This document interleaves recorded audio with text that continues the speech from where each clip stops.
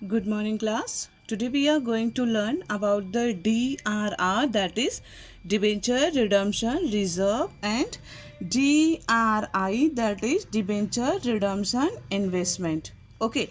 Now we know very well how much we have to keep the DRR. DRR we have to keep at 10% and DRI we have to keep 15%. DRR कितना रखना पड़ता है? 10% रखना पड़ता है और DRI कितना रखना पड़ता है? 15%.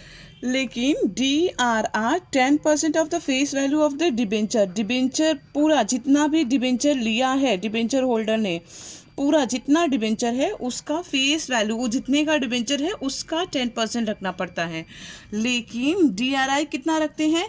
15% ऑफ द डिबेंचर रिडम्पशन, जितना डिबेंचर रिडीम होगा. फॉर एग्जाम्पल, अगर मान लो एक डिबेंचर होल्डर ने हमारे कंपनी से 10 लाख रुपीज़ का डिबेंचर लिया है, तो हम DRR कितना रखेंगे? हम इसका DRR रखेंगे 10%, that is 1 lakh rupees. Clear है. लेकिन DRI अगर ये 10 लाख एक ही बार में हम रिडीम कर दे रहे हैं, मतलब एक ही बार में उसको वापस कर दे रहे हैं, तब तो DRI 15% रखेंगे 1,50,000, क्योंकि एक ही बार में पूरा हम ये 10 लाख रुपीज़ रिडीम कर देंगे. लेकिन अगर इसी 10 लाख रुपीज़ को 2 टाइम्स में देंगे, जैसे 5 लाख एक बार देंगे और 5 लाख दूसरी बार देंगे, इंस्टॉलमेंट मेथड में देंगे.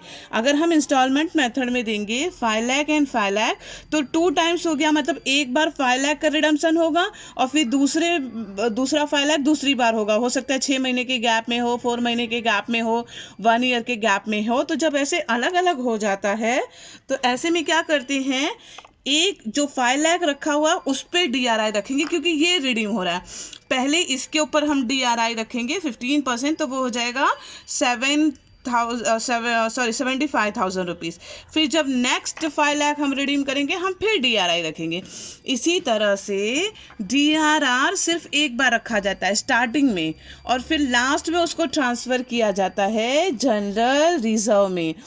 DRI जो है, अगर एक ही बार में पूरा 10,000 रिडीम हो गया तब तो एक ही बार रखना पड़ेगा. लेकिन अगर ये 10 लाख रुपीज़ अलग अलग इंस्टॉलमेंट में रिडीम हो रहा है, तो जितनी बार रिडम्पशन होगा उतनी बार हमें DRI रखना पड़ेगा, 15% of the redemption value. Clear हो गया क्लास? ये है point number 1. Point number 2, listed company. Listed company मतलब वो कंपनी जिसका नाम स्टॉक एक्सचेंज में है. लिस्टेड कंपनी DRR नहीं रखती.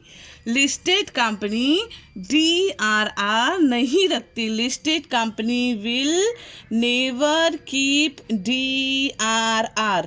लिस्टेड कंपनी DRR नहीं रखती. Debenture redemption reserve listed company नहीं रखती, बट लिस्टेड कंपनी को DRI रखना है. लिस्टेड कंपनी को DRI रखना है. लिस्टेड कंपनी कौन सी कंपनियां होती हैं? वो कंपनी जिसका नाम स्टॉक एक्सचेंज में हो, जिसके शेयर स्टॉक एक्सचेंज से बिक रहे हो, मतलब इशू हो रहे हो और रिडीम हो रहे हो, तो वो लिस्टेड कंपनी होती हैं. So they have to keep DRI. Listed company को DRI रखना है, बट DRR नहीं रखना होता. फिर से मैं रिपीट कर रही हूँ. लिस्टेड कंपनी वो कंपनी होती है जिसका नाम कंपनी में, मतलब शेयर मार्केट में है.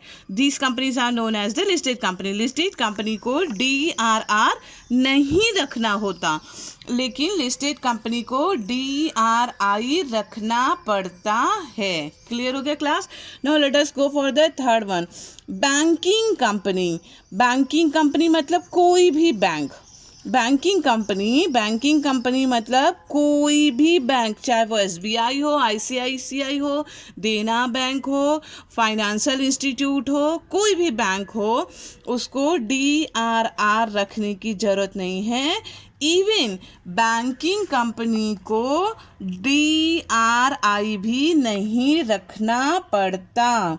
बैंकिंग कंपनी को DRI भी नहीं रखना होता। तो अगर बैंकिंग कंपनी लिखा हुआ है, अगर वो बैंकिंग कंपनी है, दैट मीन्स आपको न DRR रखना होगा न DRI रखना होगा। जैसे कि एक देखो क्वेश्चन नंबर 3 है, आपके क्वेश्चन नंबर 3 है चैप्टर में। क्वेश्चन नंबर 3 कह रहा है बैंक ऑफ बड़ौदा। अगर बैंक ऑफ बड़ौदा है तो ये बैंकिंग कंपनी हो गई। तो जब इसका हम क्वेश्चन सॉल्व करेंगे तो इशू और रिडम्पशन वाला जो ये मांग रहा है आपसे, जनरल एंट्री मांग रहा है। देखो, record necessary entries for issue and redemption of debenture. तो सिर्फ हम इशू और रिडम्पशन ऑफ डिबेंचर की ही एंट्री देंगे। दैट मीन्स 4 एंट्री देंगे, टू एंट्रीज ऑफ इशू और 2 एंट्रीज ऑफ रिडम्पशन। ना हम DRR वाली एंट्री देंगे और ना ही हम DRI वाली एंट्री देंगे। ना DRR रखा जाएगा, ना DRR को ट्रांसफ़र करना होगा, और ना ही DRI रखा जाएगा, और ना ही DRI को वापस लेना पड़ेगा। ठीक है, किस कंपनी के लिए? बैंकिंग कंपनी के लिए। लिस्टेड कंपनी के लिए DRR नहीं रखना होता, बट DRI रखना होता है। समझ में आ गया क्वेश्चन? फिर से मैं बता दूं, number 1 DRR 10% of face value, DRI 15% of the debenture value. Listed company DRR नहीं रखेगी, लेकिन लिस्टेड कंपनी DRI रखेगी। बैंकिंग कंपनी DRR नहीं रखती, इवन बैंकिंग कंपनी DRI भी नहीं रखती। अब last and the important thing for DRR, fourth का इम्पॉर्टेंट थिंग देखो, जैसे कि मैंने कहा कि 10% ऑफ द फेस वैल्यू रखना है। तो इसका मतलब अगर ये 10 लाख रुपीज़ हमको रिडीम करना है तो हम 1 लाख रुपीज़ रखेंगे। किसमें? DRR। तो हम क्या लिखते हैं? हम लिखते हैं, जो जर्नल एंट्री लिखते हैं, हम लिखते हैं surplus of profit and loss account debit to DRR। हमने DRR रख दिया। कितना रखा? 1 लाख। अगर 10 लाख का रिडम्पशन है तो हम 10% रखेंगे, 1 लाख।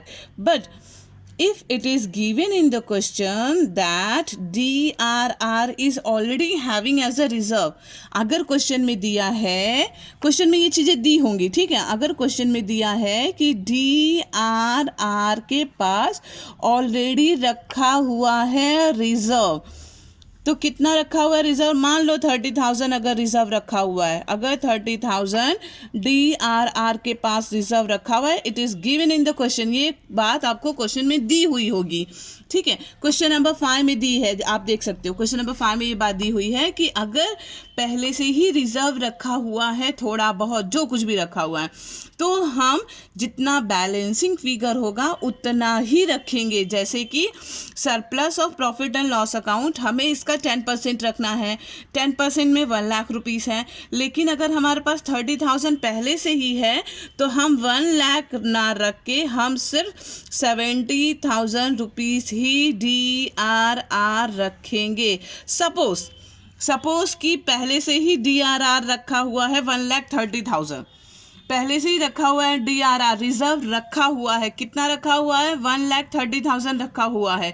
और हमको DRR की कितनी ज़रूरत है? हमको DRR की ज़रूरत है 1 लाख।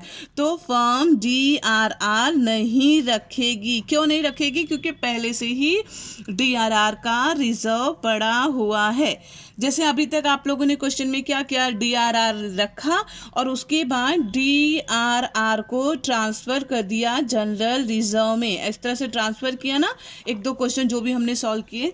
कुछ कंपनियां क्या करती है, उसे नहीं ट्रांसफ़र करती उसमें जनरल रिजर्व में, उसको जनरल रिजर्व में नहीं ट्रांसफ़र करती, तो DRR में बैलेंस पड़ा हुआ होता है। तो जितना हमको DRR रखना है, क्वेश्चन के हिसाब से जितना हमको DRR रखना हुआ है, तो अगर रिजर्व पड़ा हुआ है तो उसके हिसाब से ही हम DRR रखेंगे। रिजर्व है कंपनी के पास, ये आपको क्वेश्चन क्लियरली बताएगा। मैं क्वेश्चन नंबर 5 रीड करोगे तो पता चल जाएगा, ठीक है। अगर DRR है कंपनी के पास तो फिर वो बताएगी आपको। अगर मान लो 70,000 DRR होता और हमको 1 लाख रुपीज़ DRR रखना है, तो हम सिर्फ 30,000 रुपीज़ ही DRR रखेंगे, ना कि 1 lakh rupees. And if it is more than that, अगर ये ज़्यादा रखा हुआ है, यहाँ पे हमको हमको 1 लाख ही चाहिए और ये 1,30,000 पहले से ही DRR रखा हुआ है, तो फिर हमको DRR रखने की ज़रूरत नहीं है। हम DRR वाली एंट्री ट्रांसफ़र नहीं करेंगे, न DRR की एंट्री ट्रांसफ़र नहीं करेंगे। क्लियर हो गया class? So on behalf of this, ये इस नोट्स के बिहाफ में अब आप क्वेश्चन नंबर 4 और क्वेश्चन नंबर 5 सॉल्व करिए। 3, 4 एंड 5।